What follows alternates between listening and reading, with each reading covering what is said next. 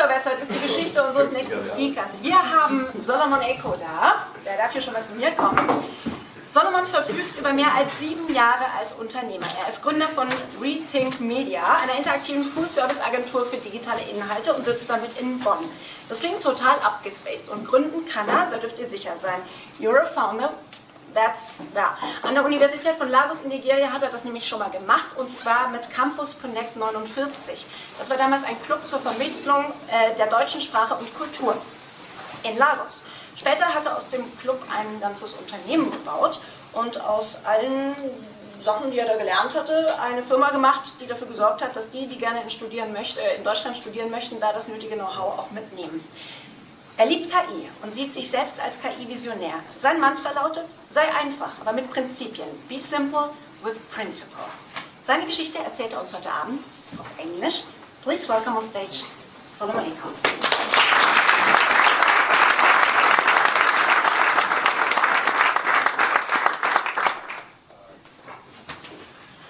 Good evening, ladies and gentlemen.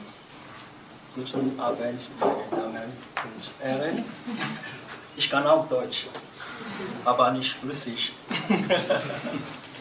Alright, I'm going to do my talk in English, just like they said.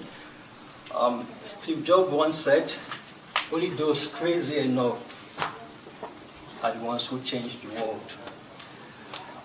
I've basically done so many things. From being an amateur footballer, amateur musician, geographer, journalist, name it all. But one thing that stood out as I kept discovering myself is the fact that I like people. I like to work with people, to groom young people, to see how they can become better. And that led me to new discoveries. So I want to say that AI found me. I didn't find AI because I was trying to solve problems, and then I got to discover that AI could actually help me solve those problems when people fucked me up. You know? So, so it's sort of a mix of AI and people. That's what my story of Fuckup is about. So. This is me. I've always been very curious, like I said, from my childhood. Fortunately, I was only able to find this photo. Out of so many other photos, I picked this because it sort of reminds me of my troublesome childhood. You can see I'm not smiling. I was always very curious, trying different things, you know, and I used to get whipped by my parents and my older ones because I'm the youngest in my family. So I had to keep this photo to remind me of my childhood. So along the line of discovering myself, I got to discover that out of all of these curiosities, connection to people was the one that stood out for me.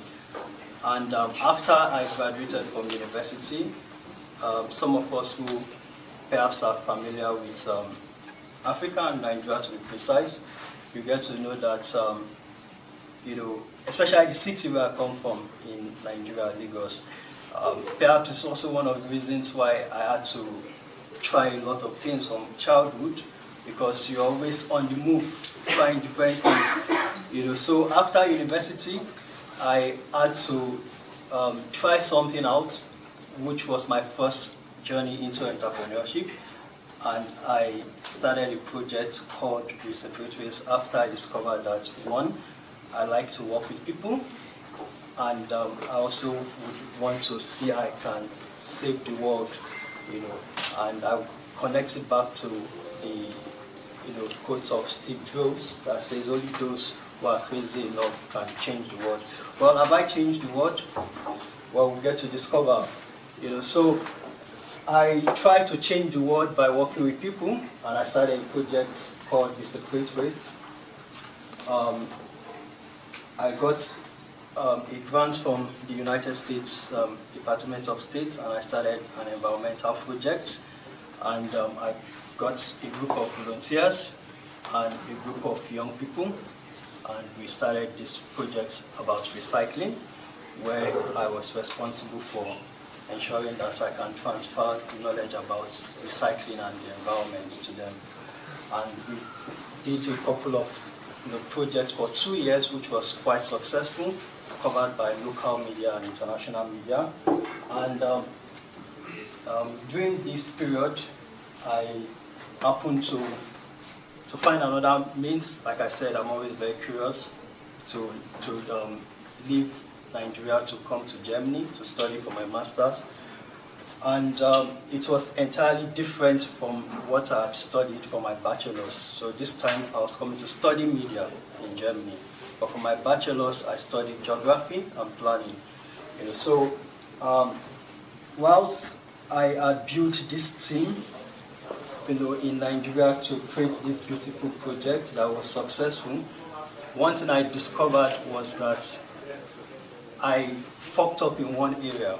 Despite the fact that I like to work with people, I didn't build people who could help me sustain the project. So what was the fuck up exactly? They were not very skilled to run a project or a business in my absence.